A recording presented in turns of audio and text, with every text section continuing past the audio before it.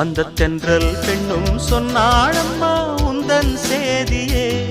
அவள் சொன்ன பின்பு மின்னல் போல வந்தேன் தேடியே.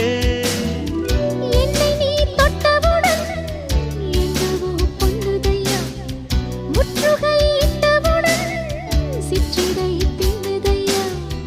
வெட்கம் விடுமோ அச்சம் விடுமோ, தக்க துணைதான் பக்கம் வருமோ. ஒரு சோல குயில் சோடி தன்ன கூடுது கூடுது வந்து, அது நெஞ்சோ தொட்டு நினப்பும் தொட்டு பாடுது பாடுது சிந்து.